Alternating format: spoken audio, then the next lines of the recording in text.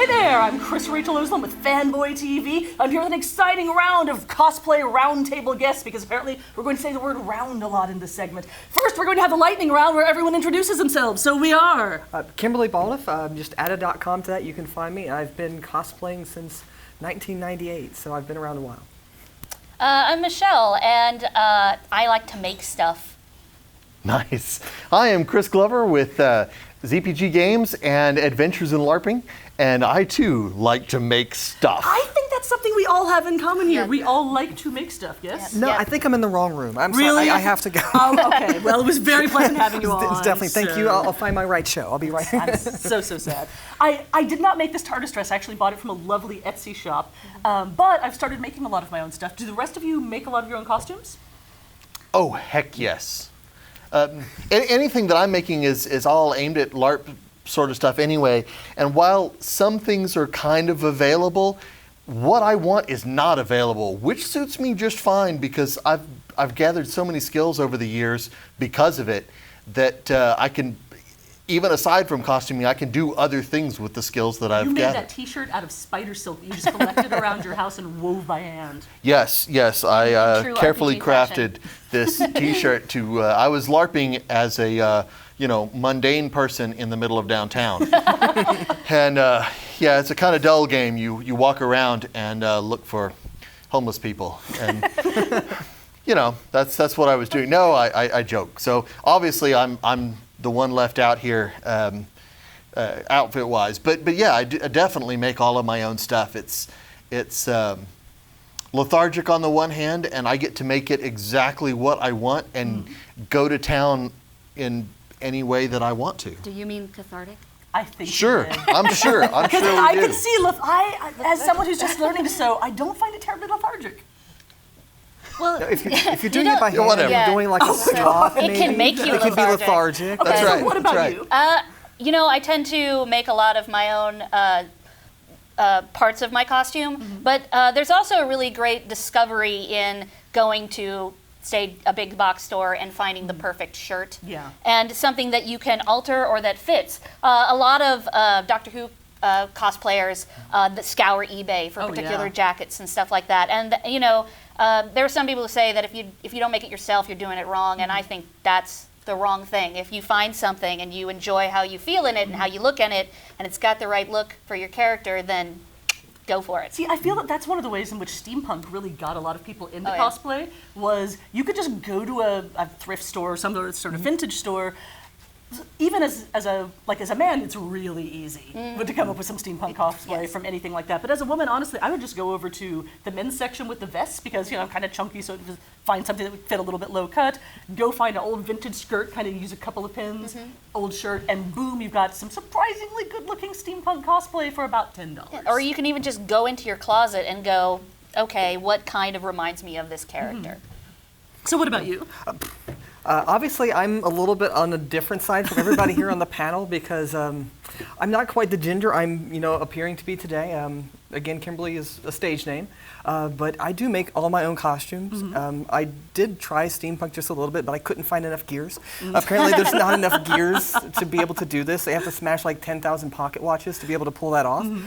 But mainly what I do is like video games, anime, some TV here and there, things like that. But I tried buying my costumes for a while, and it didn't really work out because like you would buy it, they say like, well, give me this measurement, that measurement, and that measurement. I would give them the measurements. I'd pay for it, wait like a month or two. It would come from a foreign land, which was very, very interesting to get, and then it wouldn't really fit. They wouldn't have got one of the dimensions right, and then you wasted your money, and you would have to go get it tailored and try and fix it yourself. And it's way easier to just simply, Now, learn what and you're buy. talking about is the equivalent of what I did with buying this dress off of Etsy, where you go and give your exact measurements and things like that. Right. That shouldn't be confused with going to a Halloween store and just buying a bag o costume. Yes. Now, a lot of absolutely. people out there you might go to conventions for your first time and be like, yeah, I'm just gonna wear my bagged Halloween costume, and then the scorn, you just feel it coming off of everyone around you. And I think that sucks, to be honest. I think it definitely sucks, and I don't think you need to be afraid to use a bag costume.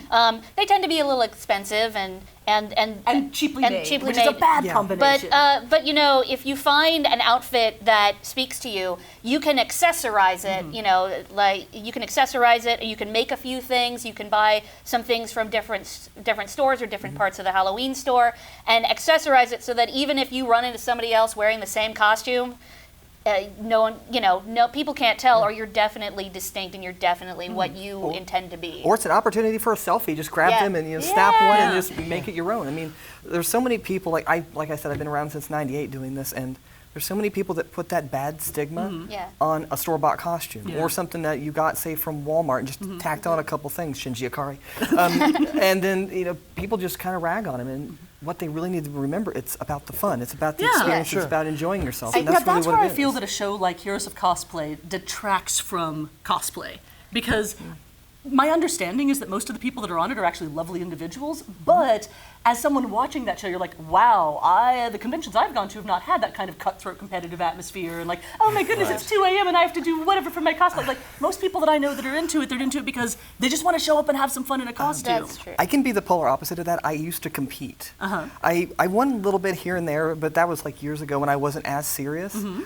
It is really cutthroat. There's certain people that I've been in line. I think it can be. It really can. But it doesn't have to be, and it may not be, especially at the con that you go to. I can't understand that if you've put hours and hours of work into something and carefully crafted it and gone up on stage, and you really want to compete, you really want to show off what you've done, and then you lose to someone who, on the way to the con, spent $15 and got a bad costume.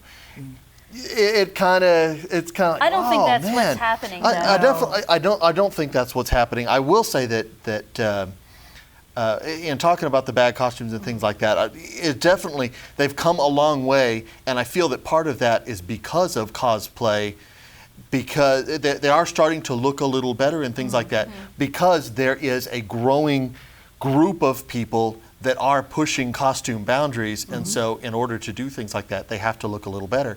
And so in the end, when you go up into competitions and things like that, it will look a little better than, say, a few years ago. But I don't know, I have never done competition because a lot of my costuming for LARP is just made for running around and smacking people and getting the heck away from Chris-Rachael with a boffer. But I don't know. I'm a big fan of the what people put into stuff, and so when I see the competitions, I see what they're doing. With Heroes of Cosplay, I could probably watch it on mute and be just fine, because I'm looking at what they're doing and how they're doing it, because I want to do that. Here's my issue with something like Heroes of Cosplay. They make it look like no one shows up at a convention just in cosplay for the joy or of representing the character. They make it look like people only show up there if they are 100% professional, they're doing this as a second job or something along those lines, and there's no joy. I have never seen a single episode of it where people actually seem to enjoy and appreciate their characters and are just doing it for fun. There's zero fun left in it. Well, one thing you have to remember, they're sensationalizing it because they want viewers. It's and a there is that reality aspect. show. Exactly. And again, I feel that really detracts from people that are already like on that fence, like, I don't know, maybe I'll do this, maybe I'll just wear a t-shirt, because you're kind of afraid of being made fun of. I mean, I personally have transitioned from doing actual cosplay, because I'm a little heavier these days, to doing kind of cosplay dresses like what I do, because I don't get made fun of. Like, I feel like there's also been this, as it's become more professionalized, the weight standards have become more televisions. Yeah, well, I'm also a lady of size, and I tend to lean more towards conceptual types of cosplay. Like I have a cosplay of Jamie McCrimmon from Doctor Who, and it was from when the show was in black and white, so the costume is monochromatic. Oh, neat. Very nice. Or I do a lady doctor where I once saw June Hudson speak. She was a costume designer for Blake Seven and Doctor Who, and she said, let the costume fit the actor.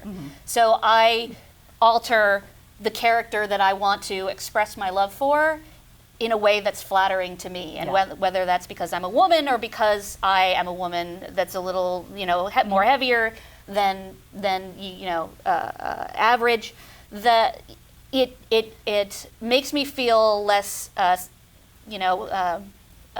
worried about how I look, because I'm not just trying to replicate a character. Yeah. I am making a statement about not just the character that I love, but myself. Yeah. I don't know if I can actually tie into that, but just my own different way, because when I first started, way back when, sadly enough, I wasn't as passable as I am now.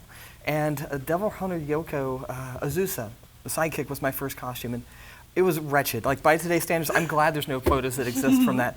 But through the years, I've had people just, make fun of me. I've had, I did R. Dorothy Wainwright from Big O.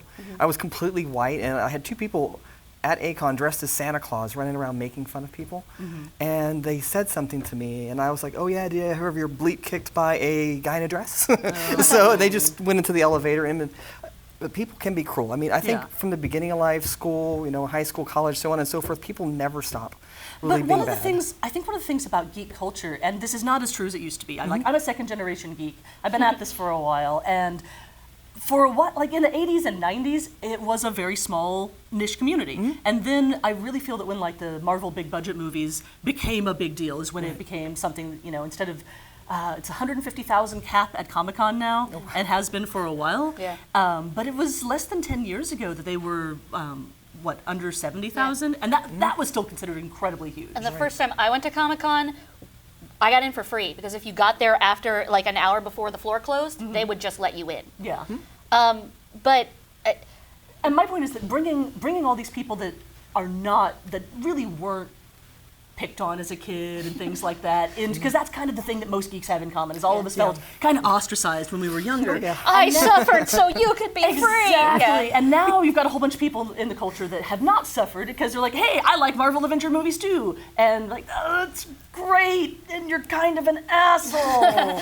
But as a geek, you don't feel like you can say, no, I don't think that you can do this, because that's kind of our thing. We're not supposed to ostracize anybody. Yeah, I think a big fear, and I occasionally have anxiety, is how people are going to see you. But one of the great things about going to a convention like even Comic-Con or Dragon Con or I love Dragon Con. or Gallifrey One for Doctor Who, is that you are just sort of awash in the sea of your tribe. And even if your costume is a bit I've seen a bunch of Fourth Doctor cosplayers, passing each other at varying degrees of accuracy and quality, and they're always like, hey man, nice scarf. Hey, would you like a jelly baby? Would you like a jelly baby? And it's that moment where somebody sees you dressed up as a thing and recognizes it, and you see them seeing you, recognizing it, and you have this connection that doesn't end up on Craigslist. Yeah. Misconnection. Yeah. And it's just oh, I get what you're doing, and that's my favorite moment was I was at Dragon Con and I saw a guy dressed as Steve Martin in the gas station attendant uniform from The Jerk.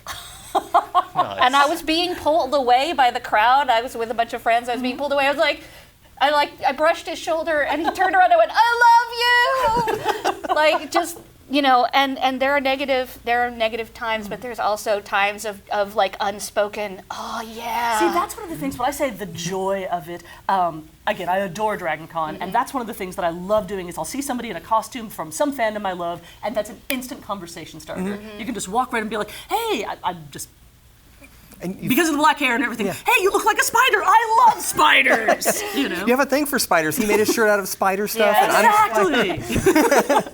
but it's like an instant friendship. You automatically have something you can talk about. Yeah. That both of you, really absolutely know something. And you And can just, the more important part about that is, in mainstream culture, if you're going to your regular day job, you're like, hey, how did you like this week's Doctor Who? Maybe, but in your average office, probably not. I work in tech support Okay, by day, outside your average office, not... and I am surprised at how many people have never seen Star Trek. How is that even possible? I if you're don't understand it. I mean, how can you I at least used bump to- into the triple episode? Yeah, I used to have coworkers come up to me and be like, Michelle, I really need to talk to you about Game of Thrones. Can you explain to me why they're doing that to be on? Because they know I've read the books, because I was the biggest nerd on the floor, and so it was like, And so you don't get that in your normal daily life unless you surround yourself by geeks. You go to a convention, if I see someone else in any Doctor Who cosplay, I know I can walk up to them. It doesn't matter that I'm the TARDIS, that I'm breaking the ice that way. I'm like, hey, River, it's been a really long time since I've had you inside me. And the next thing you know, we've got a bunch of other people wanting to get in on that conversation. Definitely. It's good that we're only on the internet now. Please, that was clean enough for broadcast. Okay. So the point being, that is the joy that I'm talking about when I say that I'm not really seeing that level of joy in the professional cosplayers. Yeah, for them, it's not really necessarily about joy. 'Cause like I said, I tried to compete and I didn't enjoy it. I got out of competing purely because I stopped enjoying it. And that was the main reason why I started. So I'm like, something's broken here. Yeah. I have to absolutely stop, because I would get those moments where, oh, why did that one win? Why did this one win? What? Because, there was other people in line that I thought were amazing. It wasn't just me being, oh, why did I win? It was like, well, that one was amazing. I could see so many pleats in that. But that one, did their mom help them? Those thoughts, I should never have those thoughts, because that just kills the joy. I agree. Well, and also just when you are competing, and I competed for a very brief time, and I've won literally tens of dollars. But it takes, when you go to a convention, it takes up at least one full day, and that's it. Not if you're not in your room finishing your costume. And for them, that is their con experience, and the getting to go out on stage and connect with an audience. That might be what it is that they enjoy, but it's a reality show. They're not cutting that show. They're cutting that show for drama. They're not cutting that show for joy. Oh, I'm not saying that show represents the reality of it. What I'm saying is it makes it, I think it's a bad thing for cosplay in general. What you mean for the people who have never heard of cosplay? Because like my dad actually, you know what I'm watching now? That Heroes of Cosplay show. Is this what you do? See, because Like, I hear from people the exact same way, and they're like, I can't believe this is what you do. And it's never something positive. It's always like, man, I know that you've said that you enjoy going to these conventions, but those people look like assholes. Right. And so trying to explain, like, no, it's a reality show, etc. Yeah. Like, Well, why would maybe you, it's maybe it's I just know assholes. perhaps, but maybe it's that the Heroes of Cosplay it is a lead into better things. So with LARP, it used to be that I would have to stop and explain to everybody at gaming conventions what LARP was. This is a gaming convention. Come on. Yeah. But and then we had things. Well, have you ever seen role models? It's kind of like that, but better. Yeah. And then you've got a couple of LARP sort of things going on in Hollywood, and people equate There's it with that sort of actual things. horrible-looking LARP reality show coming up. At the, Oh no. Yeah. At this point, well, ignoring that completely. At this point, when I'm at a convention and I'm at my booth and I says something, oh, it's LARP, people instantly know what it is that I'm talking about, and there are people that have flocked to my table. Oh, LARP, I want to get in on this. Yeah. I am Which always is so good. shocked when you tell me this, because I did not grow up here in Texas. Texas is a special place, internet. I know you already realize this. So me growing up as a second generation geek, I always associated LARP with where you go to get laid. Well, no, that's the SCA. Well, SCA is pretty... Pretty LARPy, yeah. but my point is that, well, let's talk about cosplay. My point is that it could be that this show is launching the realm of cosplay to people that don't see it, experience it, get as much of it. And even though it's not exactly in the best light that we would produce a show to be, it's not necessarily aimed at us, but other people see it, and then when they see folks like us dressed up and doing cosplay, it makes a little more sense. Oh, cosplay. Oh, this is for real, though. I see what you're doing. Well, for just like the opposite side, again, it's very accurate. I mean, like I said, I was there, I did that in the trenches and such, and that's what my world was like back when I did compete. It was, working on it last second. Oh no, something broke on the way. Let me, fix it. And then that disappointment when you don't win. That's extremely accurate. They're cutting it for accuracy. They're just missing all the warm fuzzies that you have, over a cup of your adult beverage after the show. That's all they're really cutting out. So it is accurate, just not the warm fuzzies. Well, we are out of time, so thank you guys for showing up. We will definitely be having a lot more discussion on cosplay roundtables in the future. That's just warming up and getting us started on the exciting talk of cosplay. Give us your questions. The internet is there for you to interact with us, including you horrible, horrible trolls. You know you want to. So, bring them on. What are your cosplay questions? We'll answer them on a future episode.